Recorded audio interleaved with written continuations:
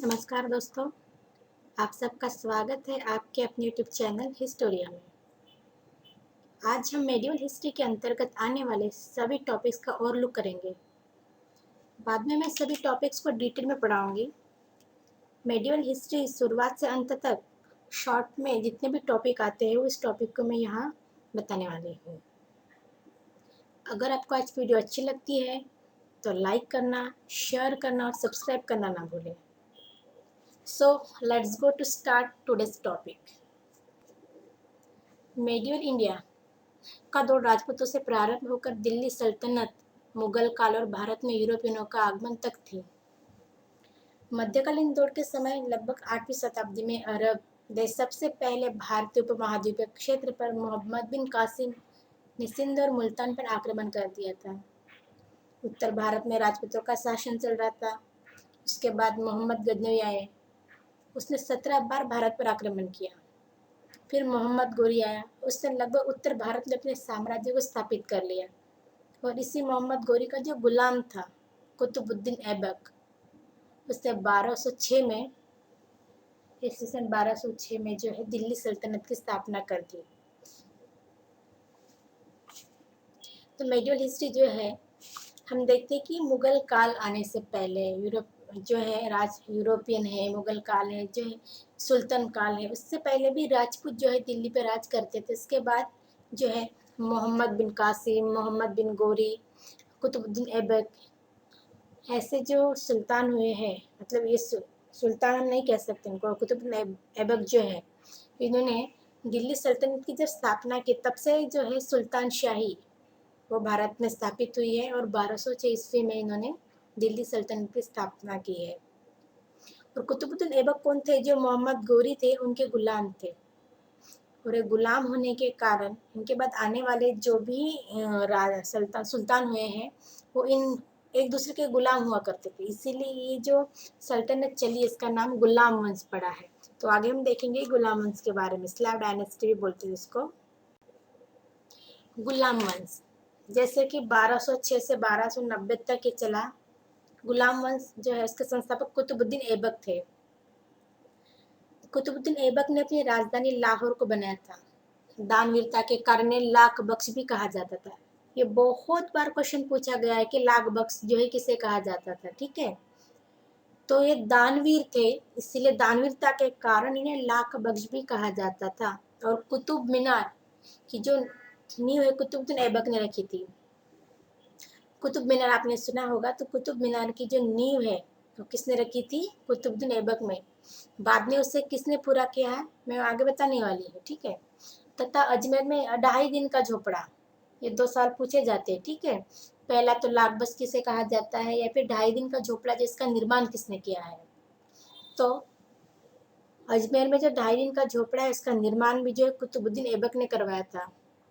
कुतुबुद्दीन ऐबक ने मध्यकालीन दौर जो मेडिवल इंडिया, सबसे पहले राजस्व प्रथा की जो स्थापना इसने की है, राजस्व प्रथा जो इसने चालू किया है। इसके बाद इस वंश में शमसुद्दीन इल्तुतमिश आपने नाम सुना होगा, रजिया सुल्तान है ना, उनके पिताजी थे इल्तुतमिश। उनका कार्यकाल था 1211 1236 सुल्तान हुए हैं। और इल्तुतमिश ने तुर्क चलगाई व एकता प्रणाली जो भूमि ज्ञान से संबंधित है, ठीक है।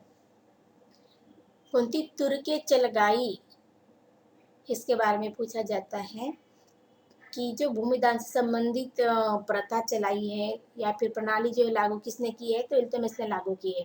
तथा कुतुब मीनार का जो निर्माण कार्य है वो इल्तुतमिश ने ही पूरा किया।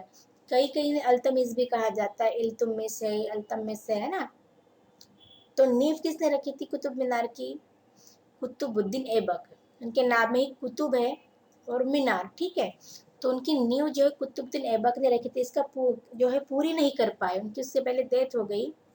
तो उसका जो पूरा करने का कार्य किसने किया था? उनके ही गुलाम जो थे इल्तुतमिश ने।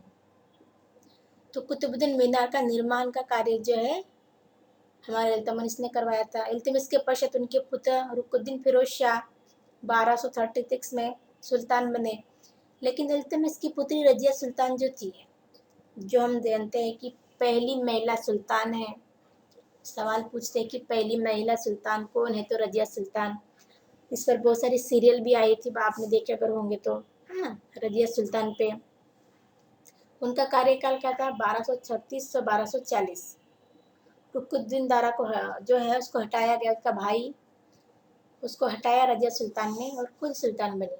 और दिल्ली की सल्तनत में रजिया सुल्तान जो है पहली मुस्लिम शासिका थी जिन्हें पर्दा प्रथा अपनाया था, अर्थात पर्दा न करना। हम जानते हैं कि आज भी हम देखते हैं कि मुस्लिम कैटेगरी जो है या फिर उससे संबंधित जो है बुर्खा जो है या फिर पर्दा जो है उसमें रहते हैं, ठीक है।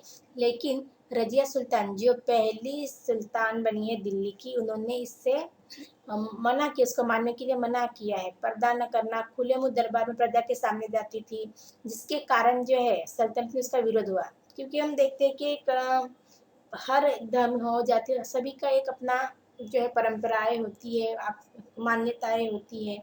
और एकदम से अगर उसका कोई विरोध करता है तो जो स्टार्ट करता है उसको बहुत विरोध का सामना करना पड़ता है, आगे चल के फिर वो उसमें सुधारनाएं होती है ना। तो रजिया सुल्तान जो थी तब हम देखते कि पारंपरिक जो है या फिर एक धार्मिक वातावरण था तब। और उस दौर में रजिया सुल्तान ने पहली बार पर्दा प्रथा को मानने से इनकार किया था, खुले मुंह दरबार में जाती थी। एक तो वहाँ महिलाओं को जो है अलाउ नहीं था, फिर उसके बाद वो सुल्तान बनी तो उसका बहुत विरोध हुआ।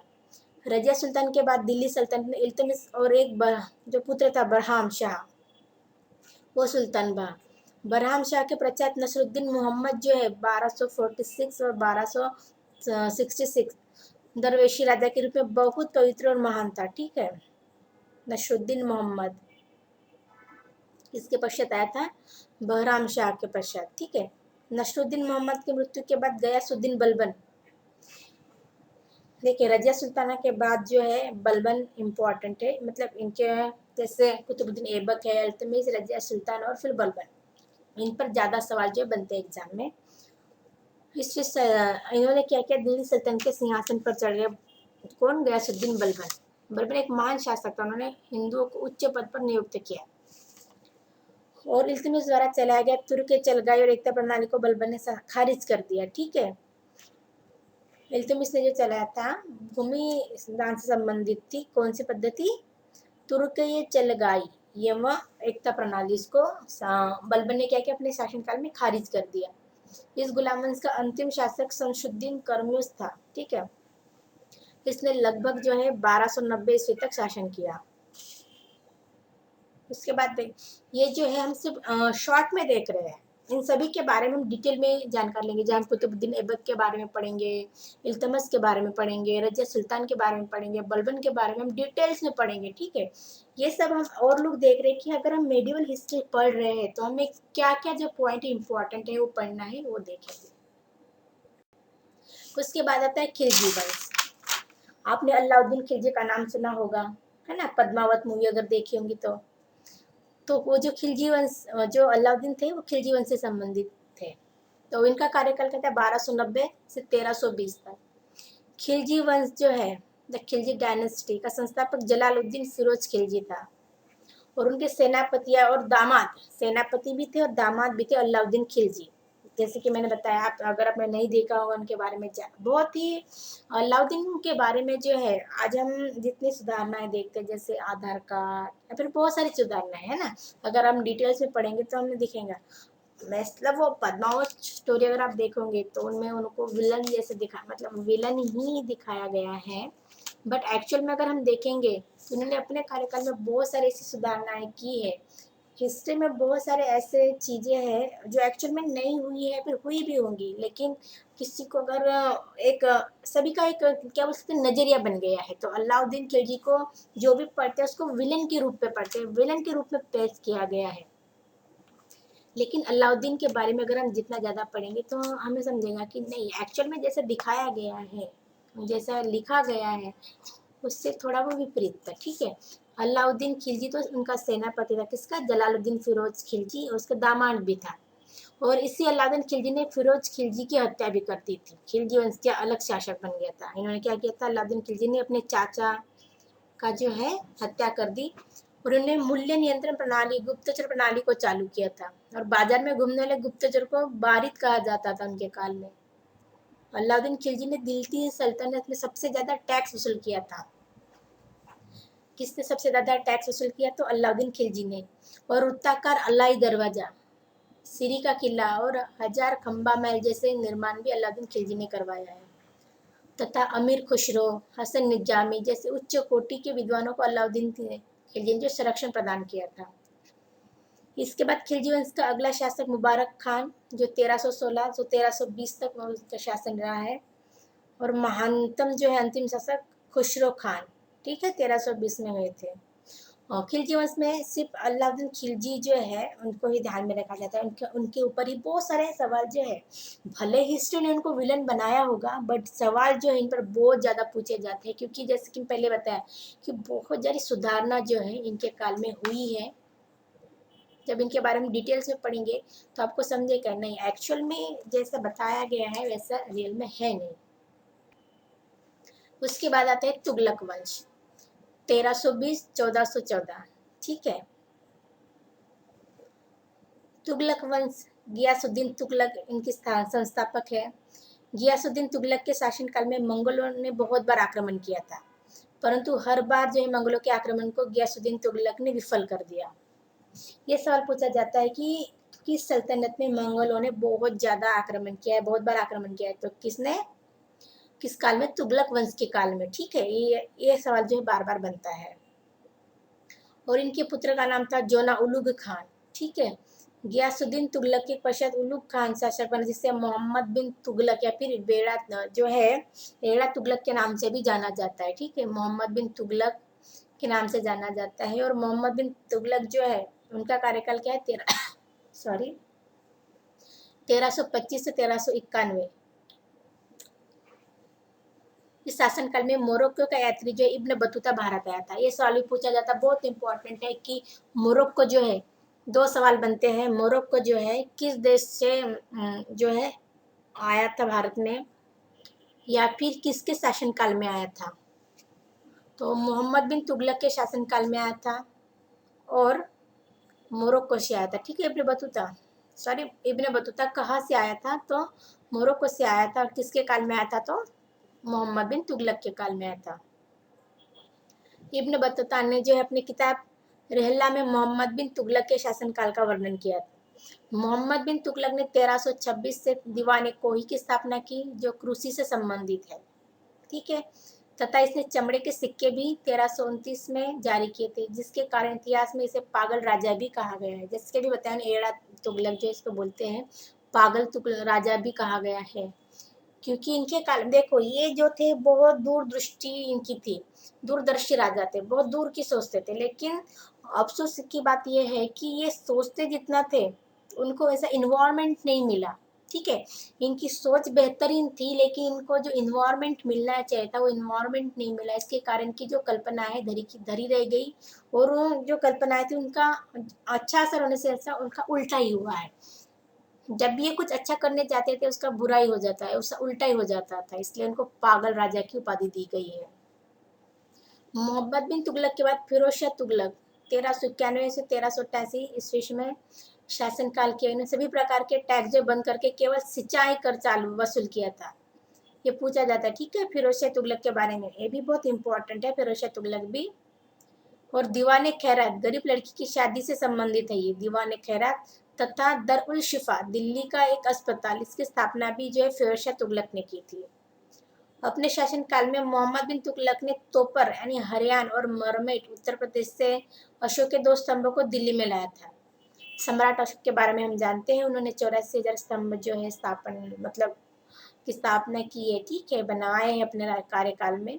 तो जो थे तोपर और मरमट, ठीक है, तो मेरठ का जो उत्तर प्रदेश और तोपर हरियाणा में है, तो 2 स्तंभ जो थे मेरठ से और तोपर से जो इन्होंने दिल्ली में लाए थे। और 1388 ईस्वी में मोहम्मद बिन तुगलक की मृत्यु के पश्चात तुगलक वंश का अंतिम शासक जो है 1389 मोहम्मद शाह तुगलक था, ठीक है। उसके बाद आता है सैयद। ये इस पे ज्यादा सवाल नहीं पूछे जाते, सिर्फ इस पर एक ही सवाल बनता है कि सैयद वंश का जो संस्थापक कौन था? तो संस्थापक खिजर खान था और अंतिम शासक जो आलम शाह था, ठीक है। इसके बारे में ज़्यादा दिया नहीं है या फिर इम्पोर्टेंट नहीं है, ना के बराबर ही है। सिर्फ इस पर एक ही सवाल बनता है, इसके संस्थापक कौन थे। पढ़ना हमें है, पढ़ना क्यों है, क्योंकि ये सल्तनत काल जब हम पढ़ रहे हैं तो सल्तनत काल में जो है सैद वंश भी आता है। उसके बाद हम देखेंगे लोदी वंश। ये सुल्तान वंश का जो है लास्ट जो है वंश रहा है, लोदी वंश। इसके संस्थापक जो थे बहलोल लोदी थे। 1455 से 1488 ईस्वी सन इनका कार्यकाल रहा है। बहलोल लोदी पहले अफगान सरदार था, लेकिन भारत में तिमूर के आक्रमण के बाद जो बहलोल लोदी पंजाब में स्वयं को स्थापित कर ली थी। ठीक है, स्वयं का शासन उन्होंने बहलोल लोदी ने पंजाब में स्वयं का जो शासन है स्थापन कर लिया था। और लोदी वंश की स्थापना जो है बहलोल लोदी ने की थी। ठीक है, इन्होंने अपने शासनकाल में बहलोल ने जो सिक्के भी चलवाए थे, बहलोल के सिक्के भी थे। बहलोल लोदी के बाद उनके पुत्र जो लोदी वंश का अगला शासक सिकंदर लोदी, उसके बाद सिकंदर लोदी ने 1540 ईस्वी में दिल्ली में अपनी राजधानी आगरा स्थानांतरित कर दी। जो दिल्ली राजधानी थी उन्होंने आगरा में स्थानांतरित कर दी, दिल्ली से आगरा ले गए। और कृषि विभाग में सिकंदर लोदी की काफी रुचि थी, इसलिए उन्होंने गाजिया सिकंदरी भी शुरू की थी। ठीक है, किसने? सिकंदर लोदी ने। ठीक है, स्थापना किसने की है? बहलोल लोदी ने की है। सिकंदर लोदी के पश्चात दिल्ली सल्तनत का अंतिम शासक जो इब्राहिम लोदी, ठीक है, बाबर के साथ जिनका युद्ध हुआ था। और पानीपत की जो पहली लड़ाई है बाबर और इब्राहिम के बीच हुई थी, जहां इब्राहिम लोदी हारा। ठीक है, और बाबर जो है जीता था। उसके बाद जो है सल्तनत जो है सुल्तानशाही खत्म होती है और मुगल वंश की स्थापना होती है।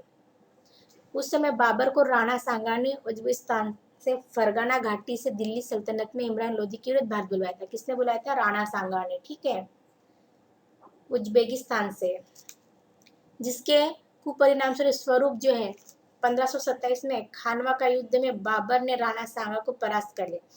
इतिहास यही गवाह है कि अगर हम अपनों के साथ गद्दारी करते तो हमारे साथ भी बुरा ही होता है। राणा सांगा ने इब्राहिम लोदी के विरुद्ध जो है बाबर को बुलाया था। बाबर ने इब्राहिम लोदी को हरा दिया। उसके बाद उन्होंने राणा सांगा को भी उनके साथ युद्ध किया खानवा का और वहां हरा दिया। ठीक है, और खानवा युद्ध के बाद बाबर जो है उन्होंने गाजी की उपाधि धारण कर ली थी। ऐसे जो है सल्तनत वंश समाप्त होता है। इसके बाद जो स्टार्ट होता है मुगल वंश। जैसे अभी हमने देखा है कि मुगल वंश का संस्थापक जो है जहरुद्दीन बाबर था। बाबर ने 1528 ईस्वी में चंदेरी का युद्ध मेदिन राय का और 1529 में घाघरा का युद्ध में इब्राहिम लोदी के चाचा मोहम्मद लोदी को परास्त किया। उन्होंने तुगलकामा प्रणाली को अपनाया था और भारत में पहली बार बारूद और तोफखाने का उपयोग इन्होंने किया था। ये सवाल पूछा जाता है कि भारत में पहली बार बारूद और तोफखाने का उपयोग जो किसने किया था? तो बाबर ने किया था। ठीक है, तथा बाबर ने तुझके बाबरी नामक अपनी आत्मकथा लिखी थी। और 1530 ईस्वी में बाबर की मृत्यु आगरा में होने के कारण की मकबरा जो है काबुल में बनाया गया। ये भी पूछा जाता है कि इनके मकबरे के बारे में कि इनका मकबरा कहाँ है, इनकी मृत्यु कहाँ हुई थी। इनकी मृत्यु आगरा में हुई थी, पर इनका मकबरा जो है काबुल में बनाया गया था। ठीक है, इनका ज्यादा कार्यकाल नहीं है, सिर्फ 4 ही साल है। 4 साल जो है वो चारों के चारों साल जो इनकी लड़ाई में चले गए हैं। ठीक है, मैं जब इनके बारे में डिटेल्स पढ़ाऊंगी तब आपको शॉर्ट ट्रिक्स भी दूंगी कि कैसे याद रख सकते हैं। उसके बाद है उनके जो लड़के हुमायूं। ठीक है, 1530 से 1556। बाबर के बाद उनके पुत्र हुमायूं 1530 ईस्वी में मुगल साम्राज्य का राजा हुआ, लेकिन 1539 ईस्वी में चौसा के युद्ध में जो है और 1540 ईस्वी में कन्नौज बिलग्राम युद्ध में अफगान साम्राज्य के शेरशाह से हुमायूं जो है पूरी तरह से पराजित हो जाता है, जिसके पश्चात वह ईरान भाग जाता है, जहां उसने अपने जीवन के 12 वर्ष निर्वासन में गुजार दिए थे। और जो 1555 ईस्वी में शेरशाह की मृत्यु के बाद हुमायूं जो था भारत वापस आ जाता है। मतलब जब तक शेरशाह था तब तक जो है हुमायूं भारत के बाहर थे। जैसे ही उनकी मृत्यु हुई है हुमायूं भारत आए हैं और अफगानों से अपने साम्राज्य को प्राप्त कर लिया। एक बार फिर भारत ने शासन किया। हुमायूं के बारे में जब हम पढ़ेंगे तब देखेंगे कि कितने दिलदार थे। उन्होंने अपने भाई जो है कामरान इन और अन्य भाइयों में जो है साम्राज्य बांट दिया। मतलब अपने पिता के उपदेशों का इन्होंने चिंतन पालन किया है, इसके कारण को बहुत क्या क्या सहना पड़ा। जब इनके बारे में हम पढ़ेंगे तब आपको पता होंगी डिटेल्स में, ठीक है। उन्होंने दिल्ली में दिन पनाह नामक अपना दूसरा जो है राजधानी बनाई, और दिन पनाह में स्थित एक पुस्तकालय की सीढ़ियों से गिरकर 1556 इसमें इनकी मृत्यु हो जाती है। हुमायूं की बहन जो है गुलबदन बेगम, जिन्होंने हुमायूंनामा जो किताब लिखी है वह हुमायूं की जीवनी के बारे में उन्होंने बताया है, ठीक है। हुमायूंनामा जो है गुलबदन बेगम ने लिखा है, और क्या है उसमें, तो हुमायूं की जीवनी के बारे में। आपको एक रोचक बात ये बता देती हूँ कि हुमायूं जब ईरान भागकर गया था उस समय 1540 से 45 में शेर शाह ने शानदार प्रशासन पेश किया था। मतलब शेरशाह के बारे जो है, शेरशाह अफगान था, ठीक है। जैसे अभी हम सुल्तानों के बारे में पढ़ रहे थे, तो वो भी एक सुल्तान था। ये मुगल थे और सुल्तान था। जैसे भूमि राजस्व नीति की भी शुरुआत जो है की थी, तथा रुपया जो है नामक सिक्का जारी किया, और कलकत्ता से पेशावर तक जो है चलने वाली ग्रैंड ट्रंक रोड निर्माण किसने किया था? शेरशाह ने किया था, ठीक है। शेरशाह को अलग से पढ़ा जाता है। ये मुगल काल में आता जरूर है, पर इनका कार्यकाल जो है थोड़ा कम समय के लिए था, इसीलिए जो है मुगल में शेरशाह को कंटिन्यू जो है नहीं, सुल्तान शाह से नहीं पढ़ते। हुमायूं के बाद जो शेरशाह आता है, पर वो एक सुल्तान थे और हम मुगल शाही पढ़ रहे हैं, इसीलिए हुमायूं के बाद हुमायूं के बेटे के बारे में पढ़ेंगे, ठीक है। और दिल्ली का पुराना किला भी किसने बनवाया था? तो शेरशाह ने बनाया था, ठीक है। अकबर, हम जोधा अकबर आपने सीरियल देखी होंगी, जोधा अकबर के बारे में मूवी भी आती है। मतलब जोधा अकबर की बात नहीं कर, मैं अकबर अकबर जो है बहुत ही इम्पोर्टेंट जो है सुल्तान हुआ है, ठीक है। हुमायूं की मृत्यु के बाद उनका पुत्र जलालुद्दीन मोहम्मद अकबर जो है बादशाह बनता है। अकबर का जन्म 1542 ईस्वी में अमरकोट पाकिस्तान में हुआ था। अकबर की आयु जब 14 साल की थी तब वह बैरम खान को अकबर के राजा प्रतिनिधि और अनुरक्षित शिक्षित के रूप में नियुक्त किया गया, ठीक है।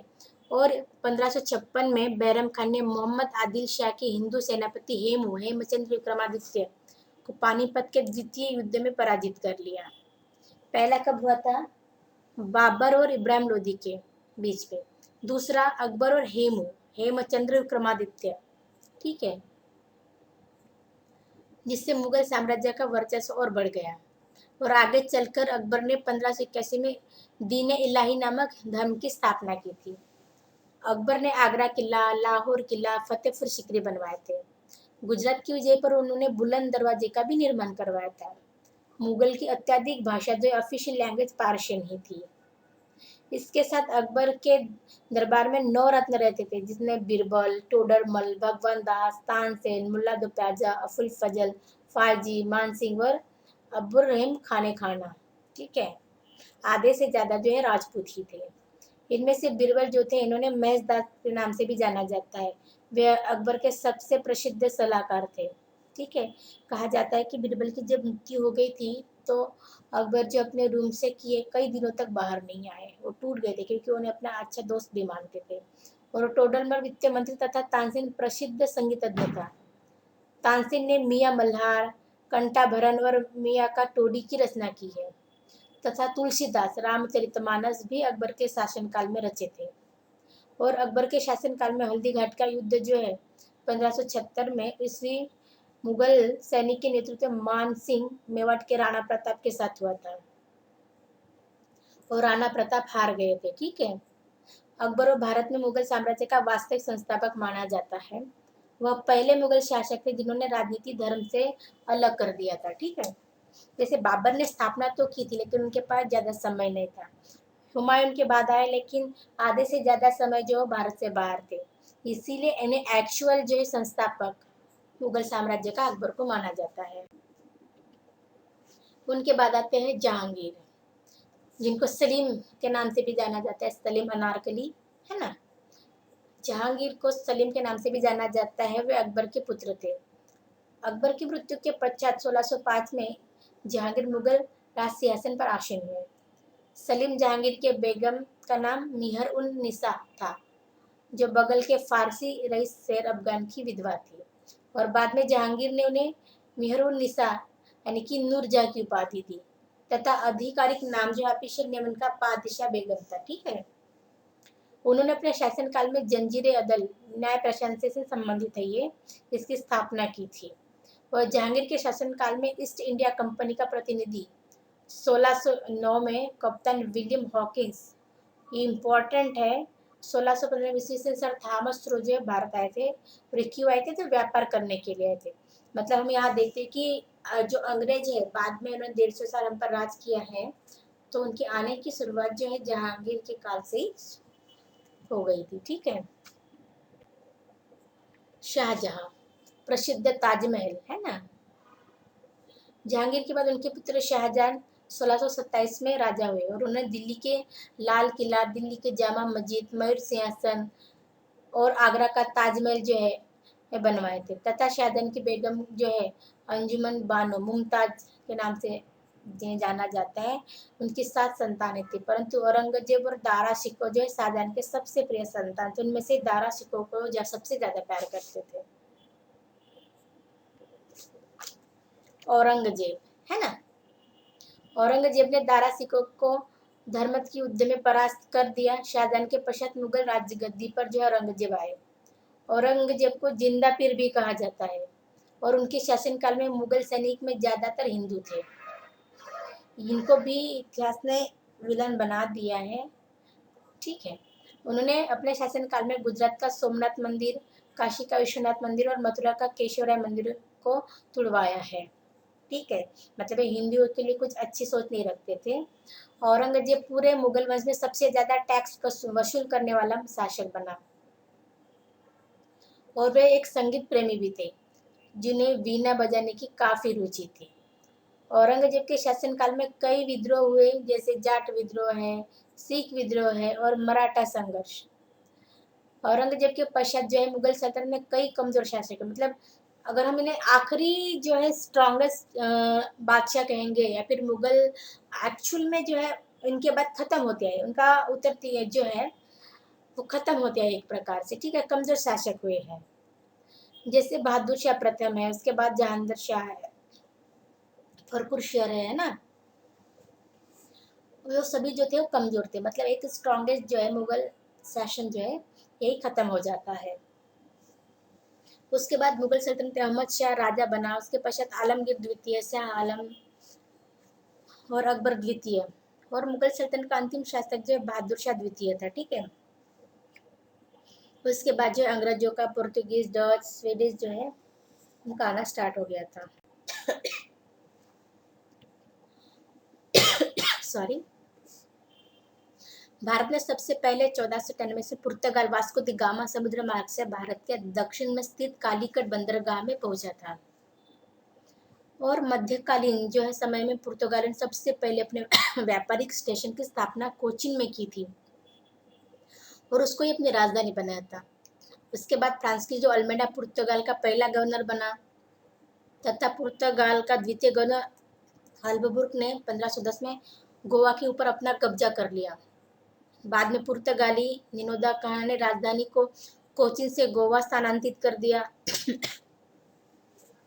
इसके साथ पुर्तगालियों ने दमन द्वीप पर भी नियंत्रण कर लिया था। 1947 में भारत स्वतंत्र होने के बाद भी गोवा पुर्तगाली के शासन में ही था। ठीक है। सबसे पहले ये पुर्तगाल जो भारत में आए यूरोपियन में से, उसके लास्ट में यही गए और 1961 में गोवा को जो है पुर्तगाल से आज़ादी मिली। तो आए कब से? 1498 में आए और 1961 में उन्होंने गोवा को आज़ादी दी। पुर्तगालियों ने भारत पर जहाज निर्माण, प्रिंटिंग प्रेस, तंबाकू की खेती, इन सब की शुरुआत की थी तथा भारत और यूरोप के मध्य जो समुद्री मार्ग खोज जो है पुर्तगालियों ने जो है वास्को द गामा उसने ही की थी।